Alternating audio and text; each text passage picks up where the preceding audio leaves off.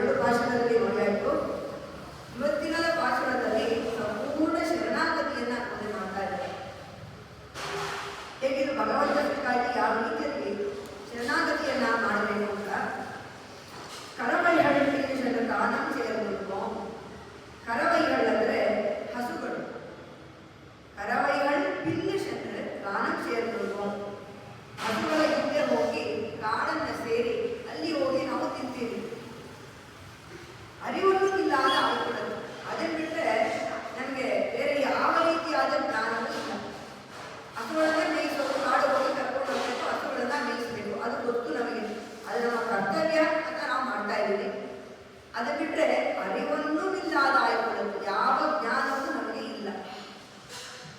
ಅದನ್ನು ಅರ್ಥ ಮಾಡೋದಕ್ಕೆ ನಾವು ಮಾಡ್ತಾ ಇದ್ದೀವಿ. ಒಂದನ್ನೈ ಬೇರೆ ಬೆಳೆದನೈ ಪುಣ್ಯಂ ಯಾವನೆಯೋ.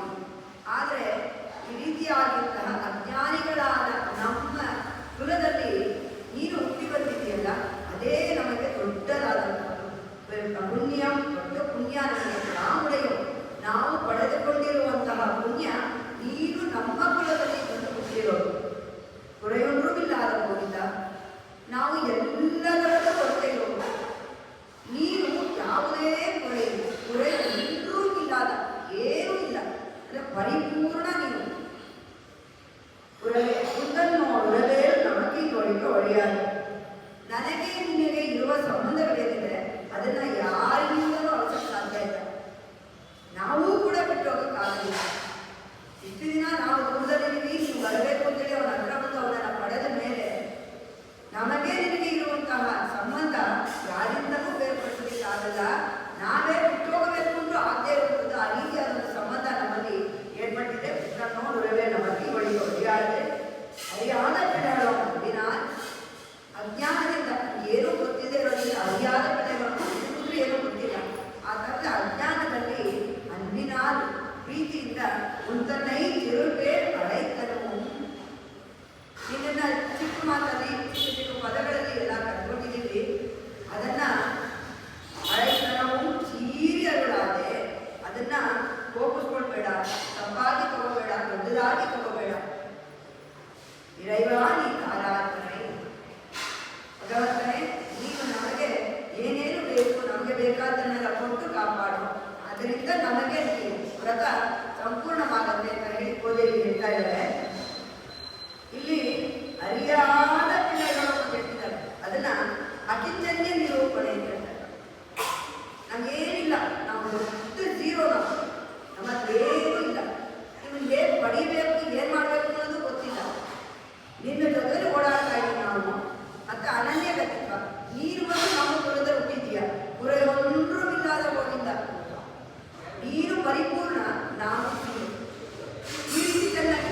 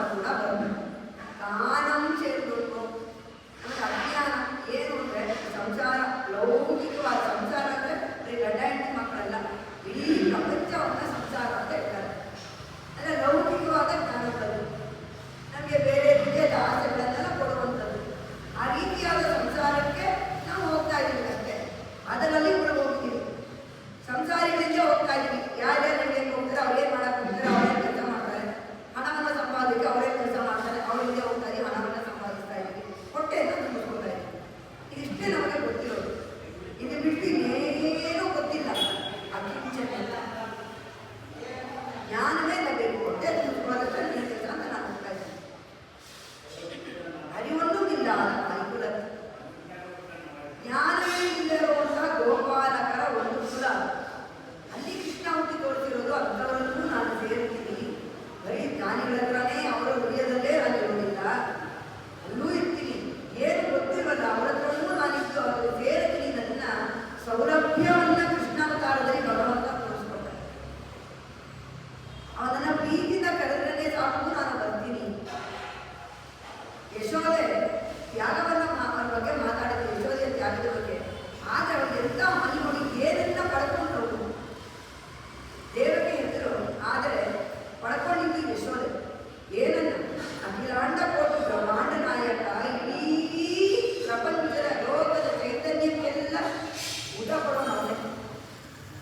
ಅಂತಹವನಿಗೆ ಆಲೋಚಿಸಿದ್ದಾರೆ. ಇಡೀ ಪ್ರಪಂಚಕ್ಕೆ ದುಷ್ಟರಿಗೆ ಶಿಕ್ಷೆಯನ್ನು ಕೊಡುವವನು. ಆದರೆ ಪ್ರೀತಿಯಿಂದ ಶಿಕ್ಷೆಯನ್ನು ಕೊಟ್ಟಿದ್ದಾಳೆ ಯಶೋದೆ ಕೃಷ್ಣನಿಗೆ. ಪ್ರಪಂಚ ಪಾಲಕ ಅವನನ್ನ ಕಾಪಾಡಿದ್ದಾಳೆ, ಅವನನ್ನ ಪಾಲಿಸಿದ್ದಾಳೆ ಯಶೋದೆ. ತಾಯಿಯ ಮಾತೃತ್ವ ಹೇಗೆ ಅನ್ನೋದನ್ನ ಭಗವಂತನು ಅನುಭವಿಸಿದ್ದಾನೆ ಯಶೋದೆಯಿಂದ. ಆ ರೀತಿ ಪುಣ್ಯವನ್ನ ಪಡೆದಂತ ಯಶೋದೆ. ಆದರೆ ಅವಳು ಯಾರು? ಸಾಮಾನ್ಯವಾದ ಗೋಪಾಲರ ಕುಲದ ರಾಣಿ. ಗೋಪಾಲ ಕುಲ ಸಾಮಾನ್ಯ. ಸಾಮಾನ್ಯವಾಗಿ ಹಸುವನ್ನು ಮೇಯಿಸೋನಲ್ಲ ನಾವು ಎಷ್ಟು ಇದರಲ್ಲಿ ನೋಡ್ತೀವಿ. ಯಾರು ಅವನ ಹಸು ಮೇಯಿಸ್ಕೊಂಡು ನಮ್ಮ ಮನೆಗಳದ್ದೇ ಹಸು ಇದ್ದಾರಂದ್ರೆ ಅವನ ಹಸು ಕರ್ಕೊಂಡು ಹೋಗ್ತಾನೆ, ಮೇಯಿಸ್ಕೊಂಡು ಬರ್ತಾನೆ, ಹಾಲು ಕರಿತಾನೆ, ಎಲ್ಲ ಮಾಡ್ತಾನೆ. ಅವನಿಗೆ ಯಾವ ರೀತಿಯಾದ ಒಂದು ಮರ್ಯಾದೆಯನ್ನು ಕೊಡ್ತೀವಿ? ಯಾರನ್ನ ಹೋಗಿದ್ದಾನಲ್ಲ ಅವನು ಯಾರು ಅವನ ನಮ್ಮನೆ ಹಸು ಮೇಯಿಸ್ಕೊಂಡು ಹೋಗ್ತೀವಿ ಅಂದ್ರೆ ಯಾವ ರೀತಿ ಕುಲ ಅದು? ಅಂತ ಕುಲದಲ್ಲಿ ಹುಟ್ಟಿದ್ದಾನೆ ಕೃಷ್ಣ. ಆ ಕುಲವನ್ನ ಪ್ರಕಾಶಮಾನವಾಗಿ ಮಾಡಿದ್ದಾನೆ. ಅದಕ್ಕೆ ಇಲ್ಲಿ ಗೋದೆ ಇದ್ದಾರೆ. ನಮಗೆ ಏನೂ ಗೊತ್ತಿಲ್ಲ, ಅರಿವೊಂದೂ ಇಲ್ಲದ ಆಯ್ಕುಲದ್ದು ಹಸುಗಳನ್ನ ಸಾಕಿದ ಗೋಪಾಲಕರ ಕುಲದಲ್ಲಿ ಇರುವಂತಹ ಪ್ರಜ್ಞೆ ಇಲ್ಲ. ನೀನೇನು ಭಗವಂತ ಏನು ಅನ್ನುವಂಥ ಜ್ಞಾನವೇ ಕಿಂಚಿತ್ತೂ ಇಲ್ಲ. ಅಕಿಂಚನ್ಯ ನಿರೂಪಣೆ ಕೇಳು, ಕಿಂಚಿತ್ತೂ ಇಲ್ಲ. ಅಂತ ಕುಲದಲ್ಲಿ ನಮಗೆ ಸಿಕ್ಕಿರೋದ್ರೆ ನೀನೇ ಬಂದಿರೋದು. ಅರಿವೊಂದೂ ಇಲ್ಲದ ಆಯ್ಕುಲದ್ದು ಒಂದನ್ನೈ ಬೆರಳಿ ಬೆರುತ್ತನೆ ಪುಣ್ಯಂ ಜ್ಞಾನ. ಇಲ್ಲಿ ನೀನೇ ಬಂದು ಸ್ವಾಗತ ಸ್ವೀಕಾರ ಭಗವಂತನಿಗೆ. ಅವನೇ ಬಂದು ಇಲ್ಲಿ ಬೆಳಗ್ಗೆ ಹುಟ್ಟಿ ಬೆಳೆದು ಎಲ್ಲರ ಜೊತೆ ಆಟಾಡಿ ಆ ಕುಲವನ್ನ ಪ್ರಕಾಶಮಾನವಾಗಿ ಮಾಡಿರ್ತೀಯಲ್ಲ. ನಮ್ಮಲ್ಲೇನೂ ಇಲ್ಲ. ನಿನ್ನನ್ನ ಪಡೆಯುವಂತಹ ಒಂದು ಜ್ಞಾನ ನಮ್ಮಲ್ಲಿ ಏನೂ ಇಲ್ಲ. ಆದರೆ ನಮ್ಮ ಮೇಲೆ ನಿನಗೆ ಎಷ್ಟು ಕೃಪೆ ಇದೆ. ಪರಿಪೂರ್ಣನಾದವನೇ ನೀನು ನಮ್ಮ ಮೇಲೆ ಕೃಪೆ ಮಾಡಿ ಈ ಕುಲದಲ್ಲಿ ಹುಟ್ಟಿ ನಮ್ಮ ಜೊತೆಗೆಲ್ಲ ಓಡಾಡಿದ್ದೀರ. ನಾವಂತಹ ಪುಣ್ಯವನ್ನು ನಾವು ಆ ಪುಣ್ಯವನ್ನ ನಾವು ಪಡೆದಿದ್ದೀವಿ. ಅಜ್ಞಾನಿಗಳು ಜೊತೆ ಏನು ಹೋಗಬೇಕು ಅನ್ನೋದನ್ನ ಕೂಡ ನೀವು ನೋಡಿಲ್ಲ. ಬಂದು ನೀನು ಬಂದು ನಮ್ಮ ಜೊತೆ ಓಡಾಡುವಂತಹ ಪುಣ್ಯವನ್ನ ನಮಗೆ ಕೊಟ್ಟಿದ್ದೀಯ. ಹಾಗಾಗಿ ಭಗವಂತ ನೀನೇ ಉಪಾಯ, ನೀನೇ ಉಪೇಯ. ನಮಗೇನು ಗೊತ್ತಿಲ್ವಲ್ಲ, ಇಷ್ಟು ಸುಲಭವಾದ ಶರಣಾಗತಿ. ನನಗೆ ಈ ದಾರಿ ಗೊತ್ತು, ಈ ದಾರಿ ಹೋಗಿ ಅವರನ್ನು ನಾವು ಪಡ್ತೀನಿ ಅನ್ನೋದಕ್ಕಿಂತ ನನಗೆ ಏನೇನೂ ಗೊತ್ತಿಲ್ಲ ನಿನ್ನ ಬಗ್ಗೆ. ಬಂದು ನಿನಗೆ ಉದ್ಧಾರ ಮಾಡೋದು, ನಿನ್ನೆ ನನ್ನನ್ನು ಒಂದು ಉದ್ಧಾರ ಮಾಡೋದು. ಆ ಸಂಬಂಧವನ್ನು ಇಲ್ಲಿ ಭಗವಂತನಿಗಳು ಹೇಳ್ತಾ ಇದ್ದಾರೆ. ಈ ರೀತಿ ಒಂದು ಸಂಬಂಧ ಉಂಟಾಗಿದೆ ನಮಗೆ. ಅದನ್ನ ನಾವು ತಪ್ಪಿಸ್ಕೊಳಕ್ಕಾಗಲ್ಲ, ನೀನು ತಪ್ಪಿಸ್ಕೊಳಕ್ಕಾಗಲ್ಲ, ಬೇರೆಯವರು ತಪ್ಪಿಸಕ್ಕಾಗಲ್ಲ. ಉಪನಿಷತ್ತು ಹೇಳುತ್ತೆ, ಯಾರನ್ನ ತಿಳಿದುಕೊಂಡ್ರೆ ಸ್ವಲ್ಪ ಯಾರನ್ನ ತಿಳಿದುಕೊಂಡ್ರೆ ಉಳಿದ ಎಲ್ಲವೂ ತಿಳಿದುಕೊಳ್ಳೋ ಅಗತ್ಯ ಇಲ್ಲ. ಯಾರನ್ನ ನಾವು ತಿಳ್ಕೋಬೇಕು. ಇಲ್ಲಿ ಅದನ್ನೇ ಹೇಳ್ತಾ ಇರೋದು, ಅರಿವನ್ನು ಇಲ್ಲದ ಆಯ್ಕೊಳ್ಳೋದು ಏನೂ ಗೊತ್ತಿಲ್ಲ. ಹಾಗಾಗಿ ಇಲ್ಲಿ ಅವರು ತಿಳ್ಕೊಂಡಿರೋದು ಯಾರು? ಭಗವಂತನನ್ನು. ನಮ್ಮಪ್ಪ ಸಾಕು. ಅದಕ್ಕೆ ಉಪನಿಷತ್ತು ಹೇಳೋದು, ನಾವು ಯಾರನ್ನ ತಿಳ್ಕೊಂಡ್ರೆ ಬೇರೆ ಏನೂ ತಿಳ್ಕೊಳ್ಳೋ ಅವಶ್ಯಕತೆನೇ ಇರುವಾಗ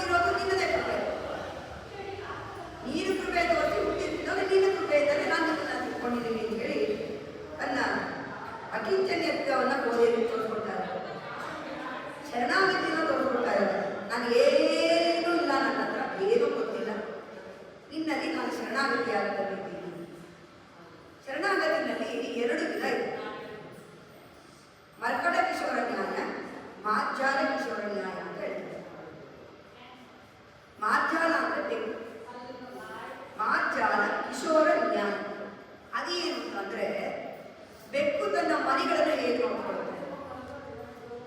ಮರಿ ತನ್ನನ್ನು ತಾನು ರಕ್ಷಣೆ ಮಾಡ್ಕೊಳ್ಳಲ್ಲ. ಹಾಗಂತ ತಾಯಿ ಹತ್ರನೂ ಹೋಗಿ ರಕ್ಷಣೆಗೆ ಹೋಗಲ್ಲ. ಒಂದು ಕಡೆಯಿಂದ ಒಂದು ಕಡೆ ಬೆಕ್ಕು ತನ್ನ ಮರಿಯನ್ನು ಸಾಧಿಸಬೇಕು ಅಂತಂದ್ರೆ ತನ್ನ ಮರಿನ ತನ್ನ ಬಾಯಲ್ಲೇ ಅದು ಕಚ್ಕೊಂಡು ಕರ್ಕೊಂಡೋಗಿ ಒಂದು ಕಡೆ ಬಿಡುತ್ತೆ, ರಕ್ಷಣೆಯಿಂದ ಮಾಡುತ್ತೆ. ಅದು ಮಾರ್ಜಾಲ ಕಿಶೋರ ನ್ಯಾಯ. ಅದು ಅಕಿಚ್ಚನ ತಪ್ಪು. ನನಗೆ ಯಾವುದೇ ಶಕ್ತಿ ಇಲ್ಲ, ನನಗೆ ಏನೂ ಗೊತ್ತಿಲ್ಲ, ನೀನೇ ನನ್ನನ್ನು ರಕ್ಷಿಸಬೇಕು ಅನ್ನೋದು ಮಾರ್ಜಾಲ ಕಿಶೋರ ನ್ಯಾಯ. ಇನ್ನೊಂದು ಮರ್ಕಟ ಕಿಶೋರ ನ್ಯಾಯ. ಕಿಶೋರ ಅಂದ್ರೆ ಮರಿ, ಮರ್ಕಟ ಕೋತಿ, ಕೋತಿ ಮರಿ ನ್ಯಾಯ. ಏನದು? ಕೋತಿ ತನ್ನ ಮಗುವನ್ನು ರಕ್ಷಿಸಲ್ಲ.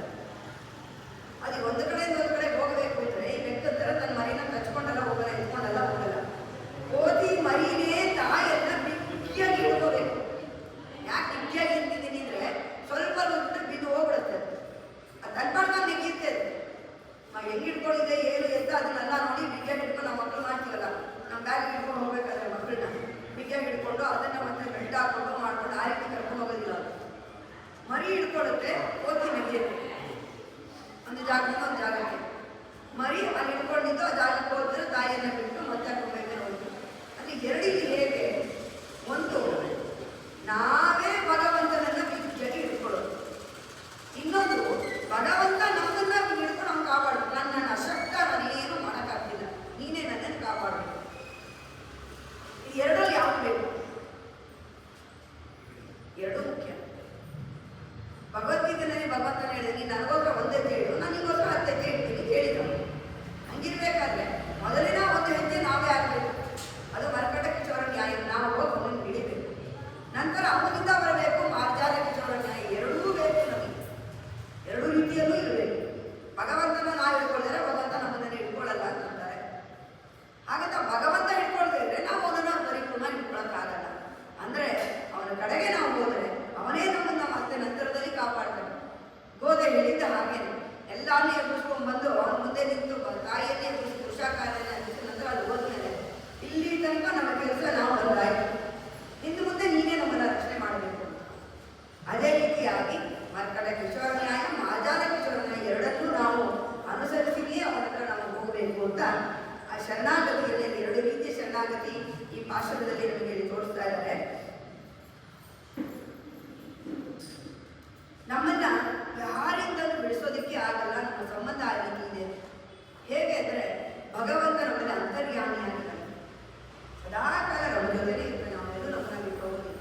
ಹೇಗೆ ಸಾಧಾರಣವಾಗಿ ಒಂದು ಉದಾಹರಣೆಯನ್ನು ಕೊಡಬೇಕು ಅಂದರೆ ಮನುಷ್ಯ ಒಂದು ಮನೆಯನ್ನ ಕಟ್ತಾನೆ, ಆ ಮನೆಯೊಳಗೆ ಅವನೇ ಪ್ರವೇಶ ನಿಜ. ಅದೇ ರೀತಿ ಭಗವಂತ ಒಂದು ಶರೀರವನ್ನು ಅವನು ಮಾಡಾದನ್ನ ಶರೀರದೊಳಗೆ ಅವನೇ ಪ್ರವೇಶ ಮಾಡ್ತಾನೆ.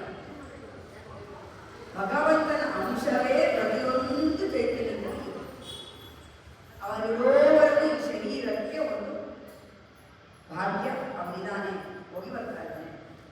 ಅವನಿದ್ರೇನೆ ಈ ಶರೀರ. ಅವನಿಲ್ಲಿಂದ ಹೊರಟಾದ್ರೆ ಈ ಶರೀರಕ್ಕೆ ಯಾರು ಮರ್ಯಾದೆ ಕೂಡ ಕೊಡೋದಿಲ್ಲ. ಇವತ್ತಿನ ದಿನ ನಾನು ಎನ್ನುವುದಿದ್ದ ನನ್ನ ಮಗಿತ ಅಂತಾರೆ, ಆಮೇಲೆ ಬೇಕಾಗ್ತದೆ. ಅವನ ಅಂತರ್ಯಾಮಿಯಾಗಿ ಸದಾಕಾಲ ಒಳಗಿದ್ದೇ ಇರ್ತಾರೆ. ಆ ಸಂಬಂಧವನ್ನು ನಾವು ಯಾರೂ ಅದನ್ನು ಬಿಡಲಿಕ್ಕೆ ಆಗೋದಿಲ್ಲ. ಆ ರೀತಿ ಅಂತರ್ಯಾಮಿ ಆಗಿರುವಂತಹ ಭಗವಂತನನ್ನ ನಾವು ಸದಾಕಾಲ ಚಿಂತನೆಯಿಂದ ಮಾಡಬೇಕು.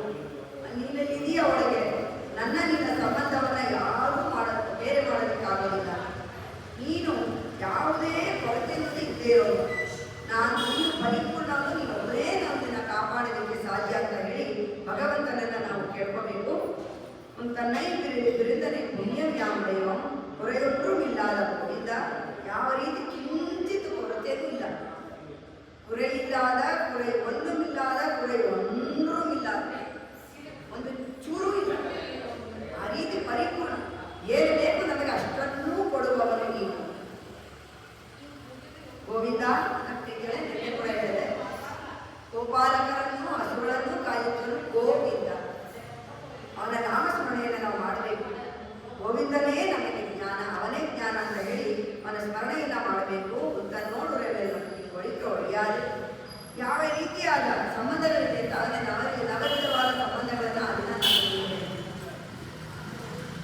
ಶರೀರಕ್ಕೆ ಹೇಗೆ ಆತ್ಮನಿದ್ದಾನೆ, ಆ ಆತ್ಮಕ್ಕೆ ಭಗವಂತ ಅಂತರ್ಜಾಲ. ಶರೀರದಿಂದ ಈ ಆತ್ಮವನ್ನು ಬೇರೆ ಮಾಡೋದಕ್ಕೆ ಆಗೋದಿಲ್ಲ. ಆದರೆ ಶರೀರಕ್ಕೆ ಯಾವುದೇ ರೀತಿಯ ಇಲ್ಲ. ಅದೇ ಆತ್ಮಕ್ಕೆ ಅಂತರಾತ್ಮನಾಗಿ ಆತ್ಮನಾಗಿ ಭಗವಂತ ಇದ್ದಾನೆ. நம்மால் அதிகாரிகள் ಹೇಳ್ತಾರೆ, ಉಡನ್ ವಿಷಯ ಉಯಿರಿನ ಕರಂತೆಗೂ ಪರಂದುಡನ್. ಅಂದ್ರೆ ಶರೀರಕ್ಕೆ ಹೇಗೆ ಆತ್ಮವೋ ಉಡನ್ ವಿಷಯ ಉಯಿರಿನ ಕರಂದು ಎಂಗೂ ಪರಂದುಡನ್. ಆ ರೀತಿಯಾಗಿ ಅಂತರ್ಯಾಮಿಯಾಗಿ ಅಂತರಾತ್ಮನಾಗಿ ಭಗವಂತ ಎಲ್ಲ ಚೇತನಗಳಲ್ಲೂ ಇದ್ದಾನೆ. ಯಾವ ರೀತಿ ಸಂಬಂಧಗಳನ್ನು ನಾವು ಬೆಳೆಸ್ಕೊಂಡಿದ್ದೀವಿ ನನ್ನ ನಿಮ್ಮಲ್ಲಿ ಅಂತ ಅಂದ್ರೆ, ತಂದೆಯಾಗಿ ಪಿತ, ರಕ್ಷಕನಾಗಿ, ಶೇಷ ಯಜಮಾನನಾಗಿ, ಶೇಷಿ ಯಜಮಾನನಾಗಿ, ಭರ್ತ ಗಂಡನಾಗಿ, ನೇಯ ಜ್ಞಾನವನ್ನು ಕೊಡುವವನಾಗಿ, ಸ್ವಾಮಿಯಾಗಿ, ಆಧಾರವಾಗಿ, ಆತ್ಮವಾಗಿ, ಭೋಕ್ತೃವಾಗಿ 9 ಸಂಬಂಧಗಳು. ಇದಿಷ್ಟು ಭಗವಂತ. ಚೈತನ್ಯ ಅವನಿಗೆ ಅವನು ಪಿತಾನಾದಾಗ, ತಂದೆಯಾದಾಗ ನಾವು ಮಕ್ಕಳು. ಅವನು ರಕ್ಷಕನಾಗಿದ್ದಾಗ ನಾವು ಅವನಿಂದ ರಕ್ಷಿಸಲ್ಪಡುವವರು ರಕ್ಷ್ಯರು, ಶೇಷಿ ಶೇಷಭೂತರು, ಅವನ ಭರ್ತ ಅವನ ಗಂಡ, ನಾವೆಲ್ಲರೂ ಇದ್ದೇವೆ ಹಾಗೆ. ಪ್ರಪಂಚದ ಎಲ್ಲ ಚೈತನ್ಯವು ಸ್ತ್ರೀ ಪ್ರಕೃತಿ, ಅವನ ಒಬ್ಬನೇ ಪರಮ ಪುರುಷ. ಹಾಗಾಗಿ ಅವನಿಗೆ ನಮ್ಮನ್ನ ಆಚಾರ್ಯರು ಮದುವೆಯನ್ನು ಮಾಡಿಕೊಡ್ತಾರೆ. ಆಚಾರ್ಯರು ನಮ್ಮ ಮಾಂಗಲ್ಯದಲ್ಲಿ ನಮ್ಮನ್ನ ಅವನಿಗೆ ಸೇರಿಸ್ತಾರೆ. ಹೇಗೆ ಒಂದು ಗಂಡಿಗೆ ಹೆಣ್ಣನ್ನ ಸೇರಿಸುತ್ತೋ ಒಂದು ಮಾಂಗಲ್ಯ, ಆ ರೀತಿಯಾಗಿ ನಮ್ಮ ಆಚಾರ್ಯರು ಭಕ್ತನನ್ನ ಭಗವಂತನಲ್ಲಿ ಸೇರಿಸ್ತಾರೆ. ಅದನ್ನೇ ಪ್ರಪತ್ತಿ. ಅವನಲ್ಲಿ ಪ್ರಪತ್ತಿಯನ್ನು ಪಡೆಯೋದು, ಆಚಾರ್ಯನ ಪ್ರಪತ್ತಿಯನ್ನು ಪಡೆಯೋದು. ಅವನು ಗಂಡ, ಅವನು ಭರ್ತ, ನಾವು ಭಾರ್ಯೆ. ಅವನು ಜ್ಞೇಯ, ನಾವು ಜ್ಞಾತೃಗಳು. ಅವನು ಸ್ವಾಮಿ, ನಾವು ದಾಸರು. ಅವನು ಆಧಾರ, ನಾವು ಅಧೇಯರು. ಅವನು ಆತ್ಮ, ನಾವು ಶರೀರ. ಅವನು ಭೋಕ್ತೃ, ನಾವು ಭೋಕ್ತೃ. ಈ ರೀತಿಯಾದ 9 ವಿಧವಾದ ಸಂಬಂಧವನ್ನು ನಾವು ಭಗವಂತನಲ್ಲಿ ಪಡ್ಕೊಂಡಿದ್ದೇವೆ. ಇಷ್ಟೂ ಸಂಬಂಧವನ್ನ ಒಂದು ಚೈತನ್ಯ ಭೂಮಿಗೆ ಬಂದಿದ್ದ ತಕ್ಷಣ ಅವನಲ್ಲಿ ಪಡೆಯುತ್ತೆ. ಹಾಗಾಗಿ ಹುಟ್ಟಿದಾಗಲೇ ಬಂದಿರುವಂತಹ ಈ ಸಂಬಂಧ ಯಾವುದೇ ಕಾರಣಕ್ಕೂ ನಾವು ಯಾರಿಂದಲೂ ನಾವು ಅದನ್ನು ಬೇರೆ ಮಾಡೋದಕ್ಕೆ ಆಗೋದಿಲ್ಲ ಅಂತೇಳಿ ಗೋದೆಗೆ ನಮ್ಮ ಭಗವಂತನಕ್ಕೂ ನಮಗೂ ಇರುವಂತಹ ಸಂಬಂಧವನ್ನು ಇಲ್ಲಿ ತೋರಿಸ್ತಾ ಇದ್ದಾರೆ. ಅಂತ ನೋಡು ಉಳವೇ ನಮಗಿ ಒಳಿಕ ಒಳಿಯಾದ ಅರಿಯಾದ ಪಿಳ್ಳೆಗಳು ಅಜ್ಜಿನ ತನ್னை ಚಿರಿಪೇರಾಗಿದ್ದ. ನನಗೆ ಗೊತ್ತಿತ್ತು ನೀವು ಸ್ನೇಹಿತರಾಗಿ ಬಂದಿದ್ದೀಯಾ, ನಾವು ಸ್ನೇಹಿತರು ಎಲ್ಲರೂ ನಿಮ್ಮ ಜೊತೆ ಸೇರ್ಕೊಂಡಿದ್ದೀವಿ. ನೀನು ಯಶೋದೆಗೆ ಮಗನಾಗಿ ಬಂದೆ, ಯಶೋದೆ ತಾಯಿ. ಗೋಪಿಕಾಸಿಯರೆಲ್ಲ ನಿನ್ನನ್ನು ಮಗುವಾಗಿ ಎಲ್ಲರೂ ಆರಾಧಿಸಿ ಪ್ರೀತಿಸಿ ನೋಡಿಕೊಂಡ್ರು ಎಲ್ಲರೂ. ಆ ಪ್ರೀತಿ ಇದ್ದಾಗ ಏನಾಗುತ್ತೆ, ಅಂದು ಅಂದರೆ ಪ್ರೀತಿ. ಆ ಪ್ರೀತಿ ಇದ್ದಾಗ ನಾವೀಗ ಮಕ್ಕಳ ಹೆಸರುಗಳನ್ನ ನಾರಾಯಣ ಅಂತ ಹೇಳ್ತೀವಿ, ನಚ್ಚಿ ಅಂತ ಕರಿತೀವಿ, ನಾಣಿ ಅಂತ ಕರಿತೀವಿ, ನರಸಿಂಹ ನಚ್ಚಿ ಮಾಡ್ತೀವಿ, ಗೋಪಾಲ ಅಂತೀವಿ, ಗೋಪಿ ಅಂತೀವಿ. ಅಂದ್ರೆ ಯಾವಾಗ ಪ್ರೀತಿ ಅನ್ನೋದು ಬರುತ್ತೋ ಹೆಸರನ್ನು ಕೂಡ ಚಿಕ್ಕದು ಮಾಡಿ ಕರ್ಕೊಳ್ತೀವಿ.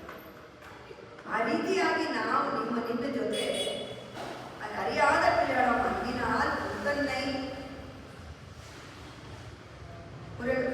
ಅರಿಯಾದ ಪಿಳ್ಳೆಗಳ ಮಂದಿನ ತನ್னை ಚಿರುಪೇರ್ ಅழைತನ. ಮೊದಲೆಲ್ಲ ಏನನ್ನ ಹೇಳುತ್ತಪ್ಪ, ಕ್ಷೀರಾಬ್ದಿನಾಥ ಅಂತ ಹೇಳಿದ್ರು. ಪೈಯ ತುಂಬಿ ನಮ್ಮ ಪರಮನಡಿ ಪಾಡಿಯಲು ನಾರಾಯಣನೇ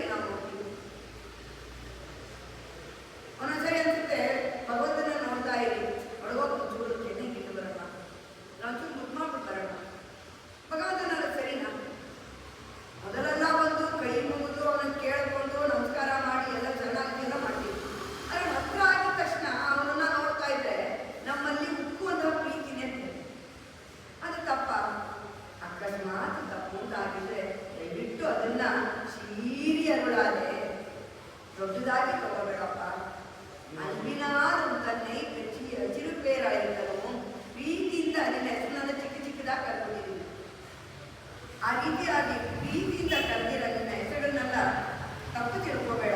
ಚೀರಿ ಅರುಳಾದೆ ಅದನ್ನ ನೀನು ಕೋಪಿಸ್ಕೊಡದೆ, ಅದನ್ನೇ ದೊಡ್ಡದಾಗಿ ಕೊಡದೆ, ನೀನು ನಮ್ಮನ್ನ ಇರೈವಾ ನೀ ತಾರಾಯ್ ಬರೀ, ನೀನು ನಮ್ಮನ್ನೆಲ್ಲ ನೀನು ಕಾಪಾಡಬೇಕು. ಅಂದರೆ ಇಲ್ಲಿ ಅಕಿಂಚತ್ಯವನ್ನೇ ಇಲ್ಲಿ ತೋರಿಸ್ಕೊಂಡು ನಾವು ಅಜ್ಞಾನದಲ್ಲಿ ನಿನ್ನನ್ನು ಕರೆದಿದ್ದೀವಿ, ಪ್ರೀತಿಯಿಂದನೂ ಕರೆದಿದ್ದೀವಿ. ಆ ಅಜ್ಞಾನದಲ್ಲಿ ಪ್ರೀತಿ ಅನ್ನೋದು ತಿಳ್ಕೊಂಡಿದೆ, ಅದರಿಂದ ನಿನ್ನನ್ನು ಆ ಥರ ಕರೆದಿದ್ದೀವಿ. ಆದರೆ ನೀನು ಪರಿಪೂರ್ಣ, ನಿನ್ನಲ್ಲಿ ಯಾವುದೇ ಕೊರತೆಯೂ ಇಲ್ಲ. ನಮ್ಮಲ್ಲಿ ಅಜ್ಞಾನ ಇದೆ, ನಿನ್ನಲ್ಲಿ ಜ್ಞಾನ ತುಂಬಿದೆ. ನಮ್ಮಲ್ಲಿ ಅರಿವಿಲ್ಲ, ನೀನು ಪರಿಪೂರ್ಣ, ಅರಿವಿನಲ್ಲಿ ಪರಿಪೂರ್ಣ, ಎಲ್ಲವನ್ನು ತುಂಬಿಕೊಂಡಿರೋನು ನೀನು. ಹಾಗಾಗಿ ಏನೂ ಇದ್ದರೋರ ಹತ್ರ ಇರೋರು ಬಂದಾಗ ಅವರಿರೋದು ಯಾರಕ್ಕಿಂತ ಅವ್ರನ್ನ ಏನು ಇದ್ದೇರೋರು ಕೊಡಬೇಕು. ಹಾಗಾಗಿ ನೀನು ಅವನ್ನ ಕಾಪಾಡಬೇಕು ಅಂತ ಹೇಳಿ ಇರೈವಾ ನೀ ತಾರಾಯ್ತಾರೆ, ನೀನು ಬಂದು ನಮಗೆ ಏನೇನು ಬೇಕು ಅನ್ನೋದನ್ನ ತಿಳ್ಕೊಂಡು ನಮಗೆ ನೀನು ದಯಪಾಲಿಸಬೇಕು ಅಂತ ಹೇಳಿ ಕೇಳ್ಕೊಳ್ತಾ ಇದ್ದಾರೆ. ಇಲ್ಲಿ ಹೋದೆ ಮೊದಲನೇ ಪಾಶದಲ್ಲಿ ಈ ನಾರಾಯಣನೇ ನಮಗೇ ಬರೆಯಿದರು. ಅವನೊಬ್ಬನೇ ನಾರಾಯಣನೇ ಪರತತ್ವ, ಅವನೇ ನಮಗೆ ಕೊಡೋದು. ನಿನ್ನೆ ಹೇಳಿದಾಗ ಗೊತ್ತಾಯ್ತಾಗ ಪರತತ್ವ ಅಂದ್ರೆ ಏನು, ಬಿರಿಯಾಟಲ್ಲಿ ಏನು ಮಾಡೋದು. ಪರತತ್ವ ಅವನ ಪರತತ್ವನ ಅವನೇ ರಕ್ಷಕ, ಈ ಜಗತ್ತಿಗೆ ಅವನ ರಕ್ಷಕ ಅನ್ನೋದನ್ನ ನಿರೂಪಣೆಯನ್ನ ಮಾಡಿದ್ರು.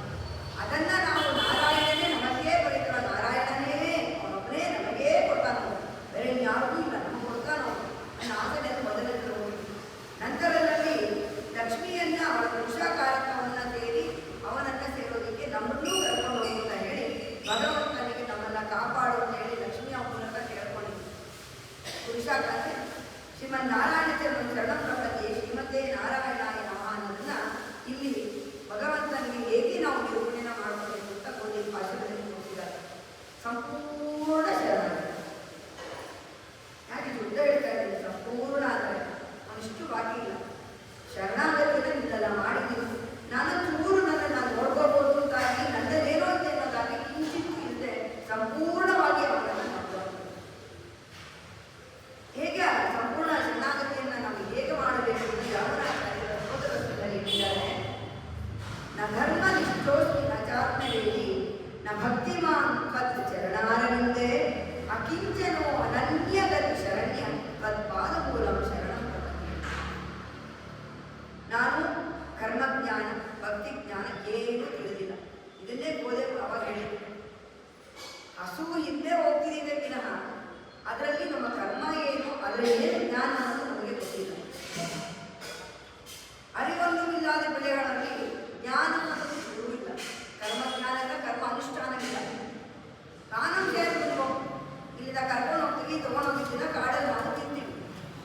ಆದರೆ ಕರ್ಮಜ್ಞಾನ ಏನು ಹೇಳ್ತಾರೆ, ನಾವು ಮಾಡಿದ್ದನ್ನ ಭಗವಂತನಿಗೆ ಸಮರ್ಪಣೆ ಮಾಡಿ ನಾವು ತಿನ್ನಬೇಕು, ಅದು ಕರ್ಮಜ್ಞಾನ ಅಂತ ಹೇಳುತ್ತೆ. ಅದು ನಮಗೆ ಏನೂ ಗೊತ್ತಿಲ್ಲ, ಕರ್ಮಜ್ಞಾನ ಗೊತ್ತಿಲ್ಲ, ನಿನ್ನ ಬಗ್ಗೆ ಜ್ಞಾನವಿಲ್ಲ. ಅದನ್ನ ಹೇಳ್ತಾರೆ, ನ ಧರ್ಮ ನಿಷ್ಠೋಸ್ಮಿ ನ ಚಾತ್ಮವೇದಿ. ಕರ್ಮಜ್ಞಾನ ಭಕ್ತಿ ಯೋಗಾದಿಗಳನ್ನ ನಾನು ಯಾವತ್ತೂ ಆಚರಿಸೇ ಇಲ್ಲ. ಇದನ್ನ ಯಾಮನಾಚಾರ್ಯರು ರಚಿಸಿರೋದು. ಅವ್ರು ಹೇಳ್ತಾ ಇರೋದು ಭಗವಂತನೇ ಅಂಶ, ಅವರಲ್ಲೇ ಹೋಗ್ತಿರೋರು. ಆದ್ರೂ ಅವ್ರು ಯಾವ ರೀತಿ ಹೇಳ್ತಾ ಇದ್ದಾರೆ ಇದೆಲ್ಲ ನಮಗೆ ನಾವು ತಿಳ್ಕೊಳ್ಳೋದು. ನ ಭಕ್ತಿ ಚರಣಾರವಿದ್ದೆ, ನಿನ್ನ ಪಾದ ಕಮಲಗಳಲ್ಲಿ ನನ್ನ ಭಕ್ತಿಯನ್ನೂ ನಾನು ಮಾಡಿರಲಿಲ್ಲ, ಏನೂ ಗೊತ್ತಿಲ್ಲ. ಆದರೆ ಅಕಿಂಚನೋ ಅನನ್ಯಗತಿ ಶರಣ ತತ್ಪಾದ ಪದ್ಮ, ನಿನ್ನ ಪಾದ ಶರಣಗಳನ್ನು ಬಿಟ್ಟರೆ, ನಿನ್ನ ಪಾದ ಪದ್ಮಗಳನ್ನು ಬಿಟ್ಟರೆ ನನಗೆ ಬೇರೆ ಅಲ್ಲಿ ಶರಣಾಗತಿ ಆಗೋದನ್ನು ಬಿಟ್ಟರೆ ನನಗೆ ಬೇರೆ ಏನೂ ಗೊತ್ತಿಲ್ಲ. ಅಕಿಂಚನ ಶರಣಾಗತಿ ಅನನ್ಯ ಶರಣಾಗತಿ ಎರಡು ಬಿಟ್ಟರೆ ನನಗೆ ಏನು ಮಾಡೋಕ್ಕೆ ಗೊತ್ತಿಲ್ಲಪ್ಪ ಅಂತ ಹೇಳಿ ಯಾಮನಾಚಾರ್ಯರು ಹೇಳ್ತಾ ಇದ್ದಾರೆ. ಒಂದು ಕಥೆ ಇದೆ, ಭಾಷೆ ಕೊಟ್ಟು ಹೇಳ್ಕೊಂಡು ಯಾವಾಗ ಹೋಗ್ತಾ ಇದ್ದಾರೆ. ಭಗವಂತನ ಸನ್ನಿಧಿಗೆ ಹೋಗ್ಬೇಕಾದ್ರೆ ಇದನ್ನೇ ನಾ ಧರ್ಮ ನಿಷ್ಠೋಸ್ಮಿ, ನಾ ಯಾವುದೇ ಧರ್ಮಗಳನ್ನ ಪಾಲಿಸಿಲ್ಲ, ನಾ ಜಾತಕವೇದಿ, ನಾ ಭಕ್ತಿ ಇಲ್ಲ ನನ್ನ ಹತ್ರ, ಇದನ್ನ ನೈತ್ಯಾನುಸಂಧಾನ ಅಂತ ಹೇಳ್ತಾರೆ. ನನಗೆ ಏನೂ ಗೊತ್ತಿಲ್ಲ, ನಾನು ಯಾರಿಗೂ ಇಲ್ಲ, ಇನ್ನು ನೆಲಕ್ಕೆ ಸಮಾನ, ನನಗೆ ಏನು ಗೊತ್ತಂತ ನೈತ್ಯಾನುಸಂಧಾನ ಅಂದರೆ ನಾನು ತುಂಬ ಸರ್ವಜ್ಞ ಅಂತ ಹೇಳ್ಕೊಳ್ಳೋದಲ್ಲ, ನಾನು ಜ್ಞಾನಶೂನ್ಯಪ್ಪ, ನನಗೆ ಏನೂ ಗೊತ್ತಿಲ್ಲ ಅಂತ ಭಗವಂತನಲ್ಲಿ ಹೇಳ್ಕೊಳ್ಳೋದು. ಅದನ್ನ ನೈತ್ಯಾನುಸಂಧಾನ ಅಂತ ಹೇಳ್ತಾರೆ.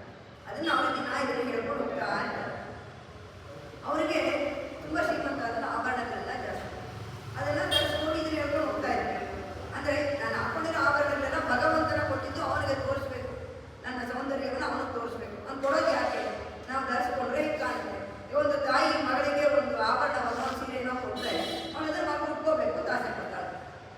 ಏಕೆ?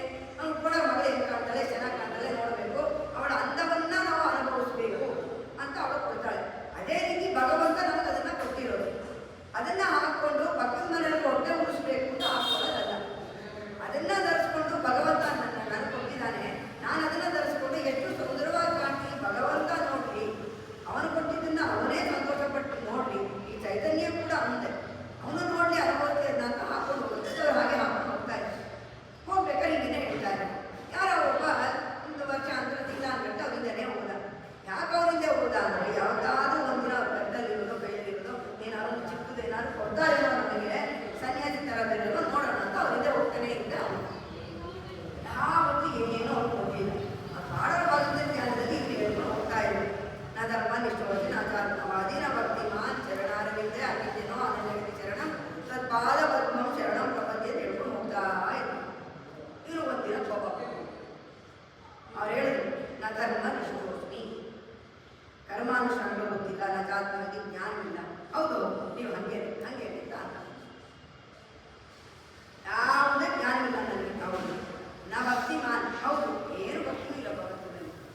ಎಲ್ಲರೂ ಹೋಗು ಅಂತ ಯಾವಾಗ ಅವನು ಹೇಳಿದ್ ನಾವು ನನ್ನ ಹುಚ್ಚಕ್ಕೆ ಒಬ್ಬನಾದ್ರೂ ಸಿಕ್ಕುದಲ್ಲ ಅಂತ ಅವಾಗ ಕರ್ತ ಸರ್ತಿಗೆ ಹೋಗ್ಬೇಕು. ಅಂದರೆ ಭಗವಂತನಲ್ಲೇ ಸದಾ ಇದ್ದವು. ನಾನೇನೂ ನಿನಗಿಲ್ಲ ಅಂತ ಹೇಳ್ಕೊಳ್ತಿದ್ರು, ಭಗವಂತನೇ ಯಾವತ್ತೂ ಮುಂದಿರಲಿಲ್ಲ. ಅವನು ಗೊತ್ತಾಯ್ತು ನಾನು ಯಾರು ಅಂತ ಹೇಳ್ಬಿಟ್ಟು ಅವನನ್ನ ನನ್ನ ಭಗವಂತ ಕೂಡ ಅವನಿಗೆ ಇದ್ದವನು ಅಂತ ಹೇಳ್ದ. ಅವನಿಗೆ ಸರಾನ ತಗೊಂಡು ಅವನ ಹತ್ರದ ಇದ್ದವರು ಭಗವಂತನ ಭಕ್ತಿನಲ್ಲಿ ಎಷ್ಟೇ ಅವನೆಲ್ಲ ಇದ್ರು ನಿನ್ನ ಪರವಾಗಿ ನನಗೇನೂ ಇಲ್ಲಪ್ಪ, ನಿನ್ನ ಕೊಡಕ್ಕೆ ನನಗೇನೂ ಇಲ್ಲ ಅಂತ ಹೇಳ್ತಾ ಇದ್ದಂತಹ ಶರಣಾಗತಿ ಅವರು. ಇನ್ನೊಂದು ಶರಣಾಗತಿ ಯಾವ ರೀತಿ ಅಂತ ಹೇಳಬೇಕು, ಇದನ್ನೆಲ್ಲ ದಿನದಲ್ಲಿ ಹೇಳಬೇಕು. ಒಳ್ಳೆಯದು, ನನ್ನ ಸ್ವರೂಪವನ್ನು ನಾನಿಲ್ಲಿ ತೋರಿಸ್ತಾ ಇದ್ದೀನಿ, ಈ ನಿತ್ಯದ ಸ್ವರೂಪವನ್ನು ನನ್ನನ್ನು ಉದ್ಧಾರ ಮಾಡು. ತತ್ಪಾದ ಪದ್ಮಂ, ನೀನು ಅದನ್ನು ಬಿಟ್ಟರೆ ನನಗೇನು ಗೊತ್ತಿರುವಾಗ ನೀನೇ ನನ್ನನ್ನು ಉದ್ಧಾರ ಮಾಡಬೇಕು. ಅನಾದಿಕಾಲ ಪ್ರವೃತ್ತಾನಂತ ಕೃತ್ಯಕರಣ ಅಕೃತ್ಯಕರಣ ಭಗವದಪಚಾರ ಭಾಗವದಪಚಾರ ಅಸಹ್ಯಾಪಚಾರ ನಾನಾ ವಿಧಾನಪಚಾರಾನ್ ಆರಬ್ಧ ಕಾರ್ಯಾನ್ ಅನಾರಬ್ಧ ಕಾರ್ಯಾನ್ ಕೃತಾನ್ ಕ್ರಿಯಮಾಣಶ್ಚ ಕರಿಷ್ಯಮಾಣಶ್ಚ ಸರ್ವಾನ್ ಅಶೇಷತಃ ಕ್ಷಮಸ್ವ. ಇದು ಶರಣಾಗತಿ ಭಗವಂತನೇ ನಾವು ಕೇಳ್ಕೋಬೇಕಾದ್ರೆ ಏನು ಅಂತಂದರೆ ಮನೋವಾಕಾಯ ನಮಗೆ ಗೊತ್ತಿಲ್ಲ ಯಾವಾಗ ನಾವು ಏನು ಮಾಡ್ತೀವಿ, ಯಾರಿಗೆ ಏನು ಬೈತೀವಿ. ಮನಸ್ಸಿನಲ್ಲಿ ಬೈಕೋಬೋದು, ಅದ್ಭುತ ಅಪಚಾರ. ಬಾಯಲ್ಲಿ ಹೇಳಬಹುದು, ಮಾಡಿ ತೋರಿಸ್ಬೋದು. ಅದೆಲ್ಲ ಯಾವ ಯಾವ ಅಪಚಾರಗಳನ್ನು ನಾವು ಮಾಡಿದ್ದೀವಿ. ಮನೋ ವಾಕ್ ಕಾಯ ಅನಾದಿ ಕಾಲ. ನೀನು ಯಾವಾಗ ಭೂಮಿಗೆ ನಮ್ಮನ್ನ ಬಂದು ಬಿಟ್ಟಿಯೋ, ಈ ಜನ್ಮದಲ್ಲ, ಅನಾದಿ ಕಾಲ ಯಾವ್ಯಾವ ಜನ್ಮದಲ್ಲಿ ನೀನು ಬಿಟ್ಟಿದ್ಯೋ ಅಲ್ಲಿಂದಲೂ ಮಾಡ್ಕೊಂಡು ಬಂದಿರೋದು. ಅನಾದಿ ಕಾಲದಿಂದ ಪ್ರವೃತ್ತವಾಗಿರುವ ಅಂತ್ಯವೇ ಇಲ್ಲದ ನಿಷಿದ್ಧ ಆಚಾರವಾದ ಅಕೃತ್ಯಕರಣ. ಮಾಡಬಾರದೆಲ್ಲ ನಾವು ಮಾಡಿದ್ದೀವಿ, ಅದು ಅಪಚಾರ. ನಿಯಮಿತವಾಗಿರುವ ಕರ್ಮಗಳ ತ್ಯಾಗವಾಗಿರುವ ಕೃತ್ಯಾಕರಣ. ಏನೇನು ಮಾಡಬೇಕು ಅನ್ನೋದನ್ನೆಲ್ಲ ಮಾಡದಿದ್ದಾಗ ಅದೆಲ್ಲ ಕೆಲವೊಂದು ಕೃತ್ಯಾಕರಣ. ಭಗವಂತನಿಗೆ ಮಾಡುವ ಅಪಚಾರ. ಇದು ಒಂದಕ್ಕೆ ಎಕ್ಸೆಪ್ಷನ್ ಕೊಟ್ಟಿದ್ದಾನೆ ಭಗವಂತ. ನಾವು ಅವನಿಗೆ ಮಾಡೋದಕ್ಕೆ ಬೇಕಾದ್ರೆ ಸಹಿಸ್ಕೊಂಡ್ಬಿಡ್ತಾನಂತೆ. ಮುಂದೆ ಹೇಳ್ತಾ ಇದ್ದಾನೆ ಭಾಗವತ ಅಪಚಾರ. ಭಾಗವತ ಅಪಚಾರ ಅಂತ ಅವನು ಸಹಿಸ್ಕೊಳ್ಳೋದೇ ಬಂತು. ಎಲ್ಲಿ ಹೇಳ್ತಾರೆ ಇದನ್ನಂದ್ರೆ ಇವತ್ತು ಸೀತೆಗೂ ಹೇಳ್ತಾರೆ. ಸೀತೆನೇ ಲಕ್ಷ್ಮಿ. ಅವಳು ಒಂದೇ ಒಂದು ಭಾಗವತ ಅಪಚಾರ ಮಾಡಿದ್ರಿಂದ ಅವಳಿಗೆ ಅಗ್ನಿ ಪರೀಕ್ಷೆ ಬಂತು. ಯಾವುದು ಭಾಗವತ ಅಪಚಾರ? ಲಕ್ಷ್ಮಣನನ್ನ ಕಟುವಾದ ಮಾತುಗಳಿಂದ ಅಂತ ಕಾಣುತ್ತೆ.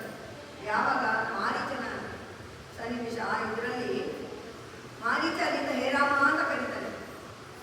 ಅವಾಗ ಇವಳಿಗೆ ಮನಸ್ಸನ್ನ ತುಂಡಾಗಿದೆ, ರಾಮ ಎಲ್ಲೋ ಕಟ್ಟಿ ಸಿಕ್ಕಾಕೊಂಡಿದ್ದಾನೆ. ಆ ಬಂಗಾರದಕ್ಕೆ ಮಾರೀಚ ರಾಕ್ಷಸ ಬಂದಿರ್ತಾನೆ. ಅದು ಬೇಕು ಅಂತ ಕೇಳಿದಾಗ ಸೀತೆಗೆ ಹೇಳ್ತಾನೆ, ಅದು ಬಂಗಾರದ ದಿಕ್ಕೆ ಅದು ರಾಕ್ಷಸ ಮಾಯಾಮೃಗ ಅಂತ ಹೇಳಿದ್ರು ಸೀತೆ ಅದನ್ನು ಆಸೆ ಪಡ್ತಾಳೆ.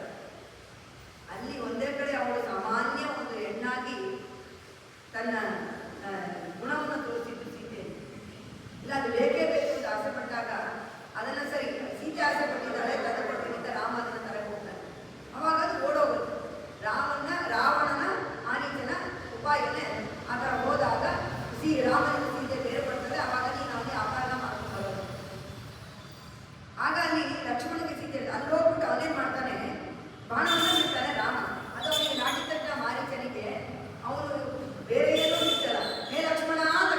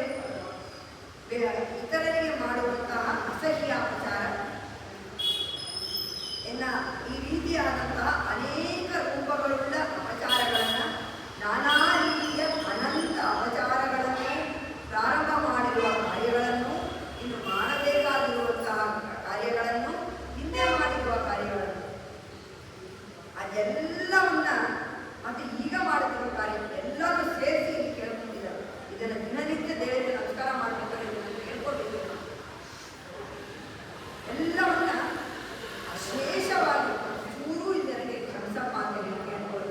ಅದನ್ನೇ ಗೋದೆ ಈ ಭಾಷಣದಲ್ಲಿ ಹೇಳಿರೋದು, ಅನನ್ಯ ದಿವ್ಯ ಶರಣಾಗತಿ ಹೇಗೆ ಮಾಡೋದು.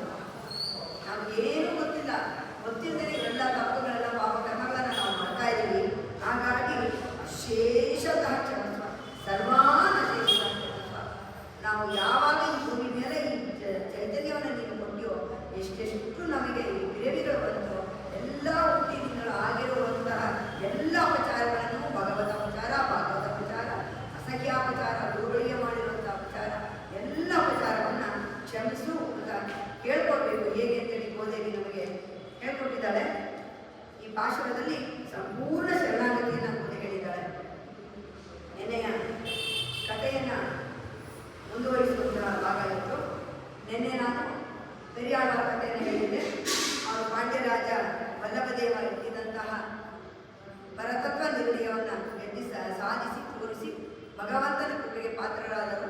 ಅಲ್ಲಿಂದ ಭಕ್ತನನ್ನು ನೋಡೋದಕ್ಕೋಸ್ಕರ ಭಗವಂತ ಗರುಡಾರೂಢರಾಗಿ ಲಕ್ಷ್ಮೀ ಸಮೇತ ಬಂದು ಅವರ ಮುಂದೆ ನಿಲ್ತಾನೆ. ಅದನ್ನು ನೋಡಿ ತುಂಬ ಸಂತೋಷಗೊಂಡು ಅವರಿಗೆ ಪಲ್ಲಾಂಡು ಪಲ್ಲಾಂಡು ಮಲ್ಲಾಯರು ತಾಂಡು ಅವರ ಕೋಟಿ ನೂರಾಯಿರಂ ಅಂತ ಹೇಳಿ, ಸಾವಿರಾರು ವರ್ಷಗಳು ನೀವು ಬದುಕಬೇಕು.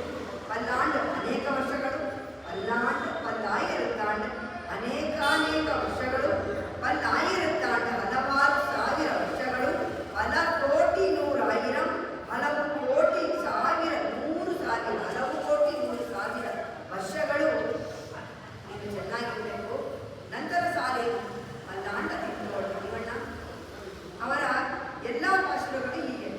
ಮೊದಲನೇದಲ್ಲಿ ಅವನಿಗೆ ರಕ್ಷೆ, ಎರಡನೇದಲ್ಲಿ ಅವನೊಂದು ಲೀಲೆ. ಮಲ್ಲಾಂಡ ತಿಂತೋಳು ಮಣಿವಣ್ಣ, ಮಲ್ಲರನ್ನು ಸೋಲಿಸಿದಂಥ ತಿಂತೋಳು, ಶೂರವಾಗಿದ್ದ ನಿನ್ನ ಬಾಹುಗಳು ತಿಂತೋಳು ಇವಣ್ಣ. ಅಂತಹ ಮಲ್ಲರನ್ನ ಸೋಲಿಸಿ ನೆನಪುರುಳಿಸಿದಂತಹ ಮಣಿವಣ್ಣ, ನಿನಗೆ ಮಲ್ಲಾಂಡ ತಿಂತೋಳು ಮಣಿವಣ್ಣ ಶೇವಡಿ ಶೆಬ್ಬಿ ತಿರುಗಾವೆ, ನಿನ್ನ ಪಾದಗಳಿಗೆ ರಕ್ಷೆ ಇರಲಿ ಅಂತ ಹೇಳಿ ರಕ್ಷೆಯನ್ನು ಇಲ್ಲಿ ಪೆರಿಯಾಳವಾಗಿ ಇಡ್ತಾ ಇದ್ದಾರೆ. ಅದೇ ರೀತಿ ಅವನ ಎಲ್ಲ ಅವತಾರಗಳಿಗೂ, ಅವನ ಎಲ್ಲ ಅವಯವಗಳಿಗೂ ಅವರು ಕಾಪನ್ನು ಇಡ್ತಾರೆ, ರಕ್ಷೆಯನ್ನು ಇಡ್ತಾರೆ. ಅಂದರೆ ಭಗವಂತನಿಗೂ ದೊಡ್ಡವರಾಗಿ ರಕ್ಷೆಯನ್ನು ಇಡ್ತಾರೆ. ಸಾಮಾನ್ಯ ರಕ್ಷೆ ಇರೋದು ಯಾರು? ದೊಡ್ಡವರು ರಕ್ಷೆಯಾಗಿ ಇಡ್ತಾ ಇದ್ದಾರೆ. ಇರ್ಬೋದಾ ಹೇಗೆ ಅಂದರೆ, ಭಕ್ತನಿಗೆ ನೀನು ಹೇಳಿದ ಪ್ರೀತಿಯಿಂದ ನಿನ್ನ ಹೆಸರನ್ನ ಹೇಗೋ ಕರೀತೀವಿ. ಆ ಪ್ರೀತಿ ಅನ್ನೋದು ಒಳಗೆ ಬಂದಾಗ ಭಕ್ತ ಭಗವಂತನನ್ನು ಹೇಗೆ ಬೇಕಾದ್ರೂ ಕೊಡ್ಬೇಕು. ಅವನಿಗೆ ಏನಾದರೂ ತೊಂದರೆ ಆಗ್ಬಿಟ್ರೆ ಹಾಗಾಗಿ ಅವನಿಗೆ ರಕ್ಷೆ ಬೇಕೇ ಬೇಕಲ್ಲ. ಆ ರಕ್ಷೆಯನ್ನು ನಾನು ಕೊಡ್ತೀನಿ, ನಾನು ರಕ್ಷೆಯನ್ನು ಇಡ್ತೀನಿ. ಹೇಗೆ ಯಶೋದೆ ಕೃಷ್ಣನಿಗೆ ರಕ್ಷೆಯನ್ನು ಇಟ್ಟರು, ಆ ರೀತಿ ಇಲ್ಲಿ ಪೆರಿಯಾಳ್ವಾರರು ಭಗವಂತನಿಗೆ ಇಡ್ತಾ ಇದ್ದಾರೆ, ಆಶೀರ್ವಾದವನ್ನು ಮಾಡ್ತಾ ಇದ್ದಾರೆ. ನಂತರದ ದಿನಗಳಲ್ಲಿ ನಿಜವಾಗ್ಲೂ ಅವರು ಆಶೀರ್ವಾದ ಮಾಡೋ ಜಾಗದಲ್ಲೇ ಅವರು ನಿಲ್ತಾರೆ ಮಾವನನ್ನು. ಹೇಗೆ ಅಂತೇಳಿ ಅವರ ಕಥೆ, ಆಂಡಾಳ ಕಥೆ ಮೇಲೆ ಗೊತ್ತಾಗುತ್ತೆ. ಭಗವಂತನನ್ನು ವಹಿಸಿದ್ರಿಂದ, ಮಗಳನ್ನು ಕೊಡೋದ್ರಿಂದ ಅವರು ಮಾವನ ಆಗ್ತಾರೆ. ಆದರೆ ಇಲ್ಲಿ ಮಾವನಾಗಿ ಮಾಡಿದ್ದಲ್ಲ, ಭಕ್ತನಾಗಿ ಮಾಡಿದ್ದು. ಹೇಗೆ ಹೇಳ್ತಾರೆ ಅಂದರೆ, ಇನ್ನೊಂದು ಭಾಷೆದಲ್ಲಿ ಅದೇ ಇದರಲ್ಲಿದೆ, ಎಂದೈ ತಂದೈ ತಂದೈ ತಂದೈ ಮೂತ ಬಂದು 7 படி ஆளும் தொடங்கி வந்து வழி ஆழி செய்கின்றோம். ದಾಸತ್ವವನ್ನು ಹೇಳ್ತಾ ಇದ್ದಾರೆ. ನಾನು ಒಬ್ಬನೇ ಇಲ್ಲ, ನನ್ನ ತಂದೆ ತಂದೆ ತಂದೆ ತನ್ನ ಮೂತಪ್ಪನ್, ನನಗೆ ಈ ತಾತನ ಮುತ್ತಾತ. ಆ ರೀತಿಯಾಗಿ 7 ತಲೆಮಾರುಗಳು ಒಂದು ನಿನಗೆ ದಾಸರಾಗಿದ್ದೇನೆ. ನಾನು ಅವರ 7ನೇ ಕುಲದಲ್ಲಿರೋ ನಾನು, ಬರೀ ನನ್ನನ್ನೊಬ್ಬನ ನೋಡಬೇಡ, ಅವರೆಲ್ಲ ನಿನಗೆ ದಾಸರಾಗಿ ನಿನ್ನ ಕೈಂಕರ್ಯವನ್ನು ಮಾಡಿದ್ರಲ್ಲ, ಅವರನ್ನ ನೋಡಿ ನನಗೆ ನಿನ್ನ ಕೈಂಕರ್ಯವನ್ನು ಕೊಡುವುದು ಅಂತ ಹೇಳ್ತಾ ಇದ್ದಾರೆ. ಭಗವಂತನೇ ಆಸೆ ಕೊಟ್ಟು ಮುಂದೆ ನಿಂತಿದ್ದಾರೆ. ಆದರೆ ಅವ್ರು ಹೇಳ್ಕೊಳ್ಳೋದಾಗಿ ಇದನ್ನ ನಿಜ ಸಂತಾನ ಅಂತ ನಾನು ಹೇಳ್ತೀನಿ.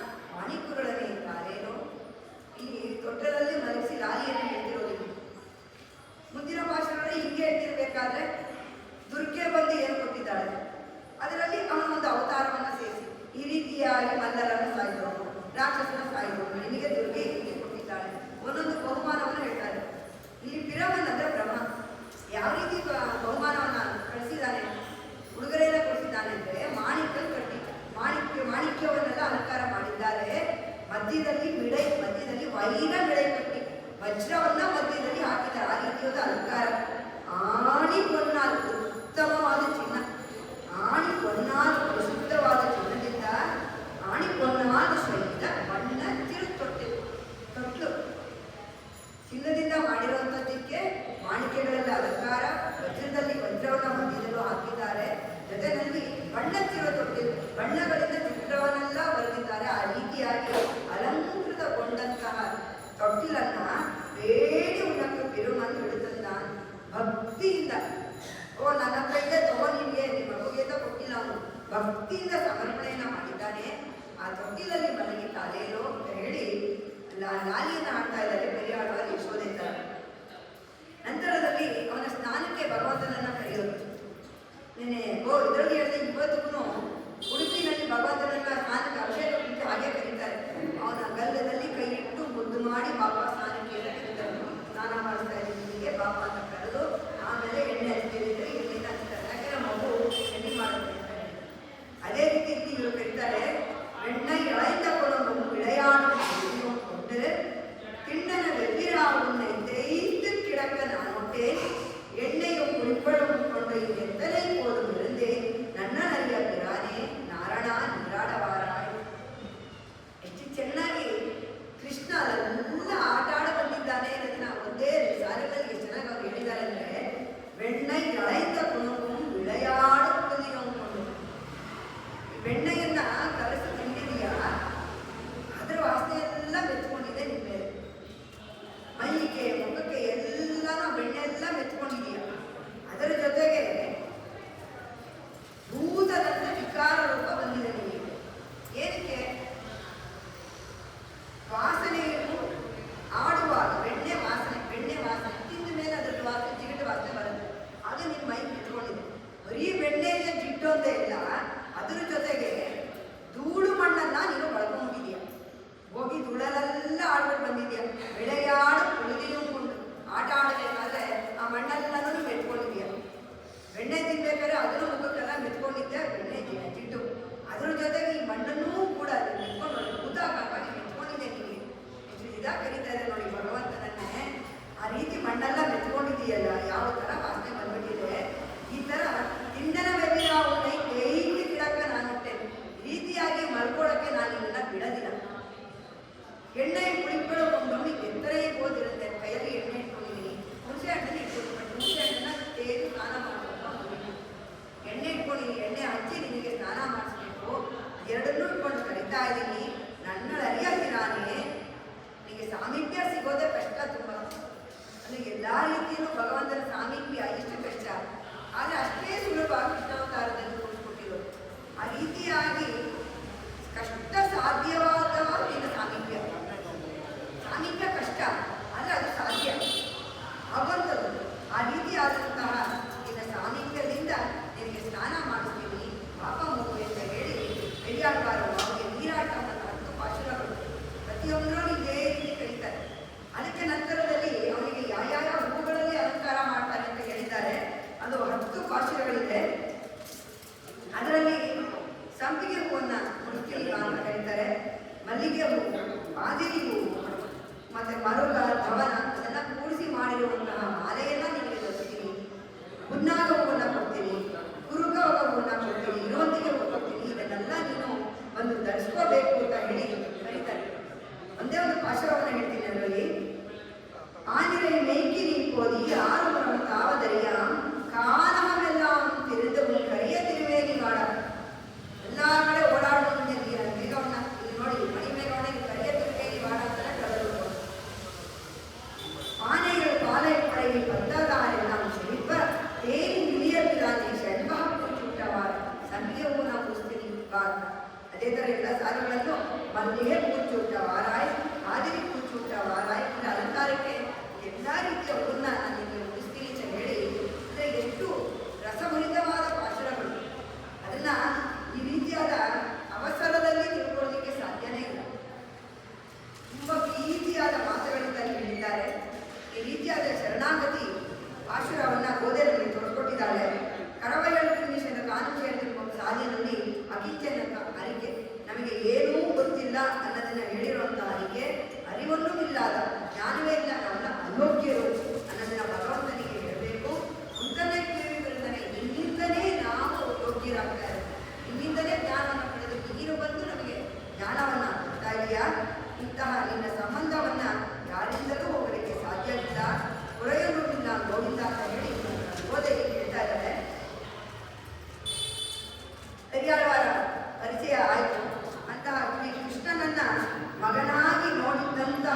ಪೆರಿಯಾಳ್ವಾರರ ಮಗಳಾಗಿ ಗೋದೆಯಲ್ಲಿ ಅಲಂಕರಿಸಿದ್ದಾರೆ. ಪೆರಿಯಾಳ್ವಾರ ಏನ್ ಮಾಡ್ತಿದ್ರು ಅಂತ ಅಂದ್ರೆ ಚಿತ್ತೂರಿನಲ್ಲಿ ವಟಪತ್ರಶಾಹಿ ದೇವಸ್ಥಾನ ಶ್ರೀರಂಗನ ಕಲಾವತ ಅಂದ್ರೆ ಅಲಂಕಾರವಾಗಿ ಬರ್ತಿರುವಂಥದ್ದು. ಈ ರೀತಿಯ ಮೂರ್ತಿಯಲ್ಲಿ ಅಲಂಕಾರವಾಗಿರೋದನ್ನ ಕಲಾವತ ಅಂತ ಹೇಳ್ತಾರೆ. ಆ ರೀತಿ ಕಲಾವರಣದೊಂದಿಗೆ ಸೇವೆಯನ್ನು ಕೊಡುತ್ತಿರುವಂತಹ ವಟಪತ್ರಶಾಹಿ ಅವನ ಕೈಕರ್ಯವನ್ನು ಅಲ್ಲಿ ಮಾಡ್ತಾ ಇರ್ತಾರೆ.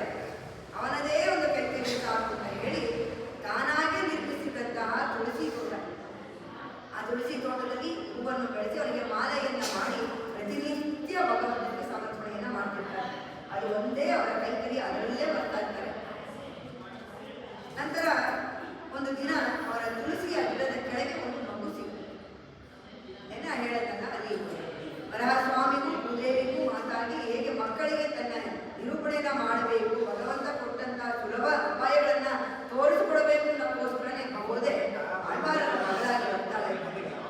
ಹೇಗೆ ಸೀತೆ ಭೂಮಿಯಲ್ಲಿ ಸಿಕ್ಕಿದ್ರು ಅದೇ ರೀತಿಯಾಗಿ ಗೋದೆ ತುಳಸಿಯ ಗಿಡದ ಕೆಳಗೆ ಒಂದು ಮಗು ಸಿಗುತ್ತೆ. ಆ ಮಗು ನೋಡೋದಕ್ಕೆ ತುಂಬಾ ಸುಂದರವಾದ ಗಾಳಿ ಇರುತ್ತೆ. ಹಾಗಾಗಿ ಆ ಮಗುವನ್ನ ಗೋದೆ ಮುಂದೆ ನಂತರದಲ್ಲಿ ಗೋದಾಯಿ ಗೋದಾನ ಗಾಮ್ ಗದಾದಿ ಗೋದಾನ ನಮಗೆ ಜ್ಞಾನವನ್ನು ಕೊಡುವ ಅರಿತದ ಜ್ಞಾನವನ್ನ ಇಟ್ಟುಕೊಳ್ಳುವಂತಹ ಮಗು. ಅದನ್ನ ಆ ಮಗುವನ್ನು ಅವರು ಬೆಳೆಸ್ತಾರೆ. ಅವರಿಗೆ ಹೇಗೆ ಗೋದೆಗೆ ಕೃಷ್ಣನ ಮೇಲೆ ಅಷ್ಟೊಂದು ಅನುರಾಗ ಬಂತು ಅಂತ ಅಂದ್ರೆ ತಂದೆಯಿಂದ ಈ ರೀತಿಯಾದ ಪಾಶುರಗಳೆಲ್ಲ ರಚಿಸ್ತಾರೆ. ಅಥವಾ ಪಾಶುರವನ್ನು ಒಂದು ನಾವು ಕೇಳಿದ್ರೇನೆ ನಮಗೆ ಅಷ್ಟೊಂದು ಅನುರಾಗ ಬರುತ್ತೆ ಭಗವಂತನ ಮೇಲೆ. ನಂತರದಲ್ಲೇ ಹಾಗೇ ಜೀವನವನ್ನ ನಡೆಸುತ್ತಿದ್ದಂತ ಅವ್ರು ನೋಡಿ ಅವರನ್ನೇ ಅನುಸರಣೆ ಮಾಡಿ ಗೋದೆ ಅವರ ತರನೇ ಅಂತಂದ್ರೆ ಇನ್ನೂ ಒಂದು ಹೆಜ್ಜೆ ಮುಂದಿಟ್ಟು ಅವನನ್ನೇ ವಹಿಸುವಂತಹ ಅನುರಾಗವನ್ನು ಭಗವಂತನಲ್ಲಿ ಅವಳು ಬೆಳೆಸಬಹುದು. ಆ ಮಗುವಿಗೆ ಯಾವ ರೀತಿ ಇತ್ತು ಅಂತ ಅಂದ್ರೆ ಅವತ್ತೇ ಹೇಳಿದೆ, ಸುಡಿ ಕೊಡ್ತಾನೆ ಆಚೆ ಆಗಿದ್ರಲ್ಲಿ ಅವರು ಭಗವಂತನಿಗೆ ಮಾಲೆಯನ್ನ ಸಮರ್ಪಿಸಬೇಕು ಅಂತ ಹೇಳಿ ಪುಷ್ಪ ಮಾಲೆಯನ್ನ ತುಳಸಿ ಮಾಲೆಯನ್ನ ಅಡಿ ಮಾಡಿ ಒಂದು ಹುಟ್ಟಿನಲ್ಲಿ ಇಟ್ಟು ಮಾನ್ಯತೆಯನ್ನು ತಗೊಂಡೋಗ್ಬೇಕು ಅಂತ ಇಟ್ಟು ಬೆಳಿಗ್ಗೆ ರಾಧಿಕಾನ ಮುಗಿಸಕ್ಕೆ ಹೋದಾಗ ಈ ಮಗು ಹೋದ 6 ವರ್ಷದ ಮಗು ಅದನ್ನ ತಗೊಂಡು ತಾನು ಧರಿಸಿಕೊಂಡು ಚೆನ್ನಾಗಿದ್ಯಾ ನೋಡ್ತಾ ಇದ್ರು. ತನಗೆ ಚೆನ್ನಾಗಿ ಕಂಡ್ರೆ ಅವಾಗ ಭಗವಂತನಿಗೆ ಅದು ಚೆನ್ನಾಗಿ ಕಾಣುತ್ತೆ. ನೋಡ್ಕೊತಿದ್ದು ಹೇಗೆ ಅಂದ್ರೆ ಬಾವಿಯಲ್ಲಿ ನೀರಿನ ಕನ್ನಡಿಯಲ್ಲ ಅಲ್ಲ, ಬಾವಿಯಲ್ಲಿ ಬಗ್ಗೆ ತನ್ನ ಸೌಂದರ್ಯವನ್ನು ನೋಡಿ ಚೆನ್ನಾಗಿ ಕಾಣ್ತಿದ್ರೆ ಅವನು ಭಗವಂತನಿಗೂ ಚೆನ್ನಾಗಿ ಕಾಣುತ್ತೆ ಅಂತ ಹೇಳಿ ಮತ್ತೆ ಆ ಹುಟ್ಟಿನಲ್ಲಿ ಅದನ್ನ ಯಥಾ ಸ್ಥಾನದಲ್ಲಿ ಹಾಗೆ ಇಡ್ತಾ ಇದ್ದಾರೆ. ಅವ್ರ ತಂದೆ ಆಳ್ವಾರಿಗೆ ಅದು ಗೊತ್ತಿರ್ತಿರ್ಲಿಲ್ಲ. ಅವರು ಅದನ್ನ ಹಾಗೆ ತೆಗೆದುಕೊಂಡು ಹೋಗಿ ಭಗವಂತನಿಗೆ ಕೊಡ್ತಾ ಇದ್ರು. ಅಲ್ಲಿನ ಭಟ್ರು ಅವರಿಗೆ ಭಗವಂತನಿಗೆ ಸಮರ್ಪಣೆ ಮಾಡ್ತಾ ಇದ್ರು. ಒಂದು ದಿನ ಏನಾಗುತ್ತೆ, ಆ ಮಾಲೆಯನ್ನ ಭಟ್ರು ತೆಗೆದು ದೇವರಿಗೆ ಹಾಕಬೇಕು ಅಂತ ಹೋದಾಗ ಅದರಲ್ಲಿ ಕೂದಿರು ಅಯ್ಯೋ ಕೂದಿ ಸೇರ್ಕೊಂಡು ಅಂತಂದಾಗ ಇದರ ಅಪಚಾರ ಆಯ್ತು ಅಂತೇಳಿ ಆ ಮಾಲೆಯನ್ನ ಅವರು ಮತ್ತೆ ವಾಪಸ್ ತರ್ತಾರೆ ಮನೆಗೆ. ಮನೆಯಲ್ಲಿ ಇರ್ತಾರೆ. ಇನ್ನು ಪೂರ್ತಿ ಆಳ್ವಾರಿಗೆ ಅದೇ ಯೋಚನೆ, ಅಯ್ಯೋ ಭಗವಂತನಿಗೆ ಇವತ್ತು ನನ್ನ ಕೈಕರ್ಯ ಸಲ್ಲಿಲ್ವಲ್ಲ, ಏನೋ ಅಪರಾಧವಾಗುತ್ತಲ್ಲ ಅಂತ ಹೇಳಿ ತುಂಬಾ ಅದೇ ಬೇಜಾರಿದ್ದಾರೆ. ಅವತ್ತಿನ ದಿನ ರಾತ್ರಿ ಭಗವಂತ ಇವರ ಕನಸಿಗೆ ಬಂದಿರ್ತಾನೆ, ನಿನ್ನ ಮಗಳು ಗೋದೆ ಧರಿಸಿದಂತ ಮಾಲೆ ಅದು ನನಗೆ ತುಂಬಾ ಪ್ರಿಯವಾದದ್ದು, ಆವಾಗಿಂದಲೂ ನಾನು ಅದನ್ನೇ ಧರಿಸಿಕೊಂಡು ಬಂದಿದ್ದೀನಿ, ಅದೇ ನನಗೆ ಬೇಕು, ಯಾವುದೇ ಕಾರಣಕ್ಕೂ ನೀನು ಅದನ್ನು ತಪ್ಪಿಸೋ ಹಾಗೆ ಇಲ್ಲ, ಅದನ್ನೇ ನೀನು ನನಗೆ ಧರಿಸಬೇಕು.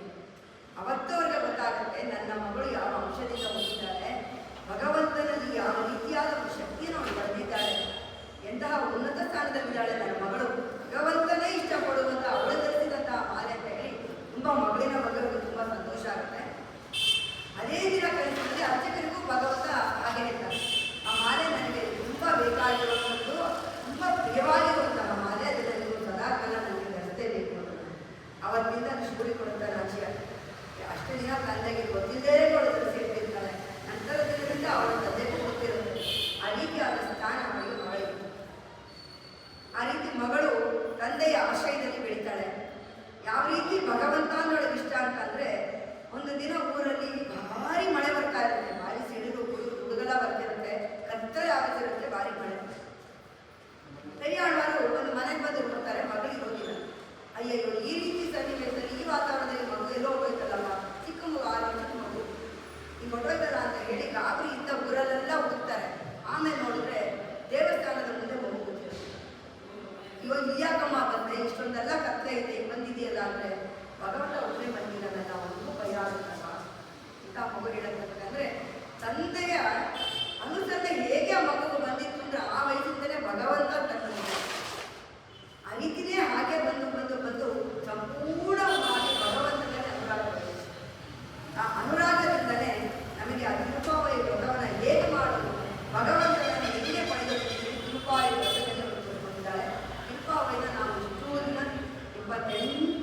ನಾವು ಅದನ್ನು ಅನುಸಂಧಾನ ಮಾಡಿದ್ದೀವಿ. 10 ಪಾಶುರಗಳ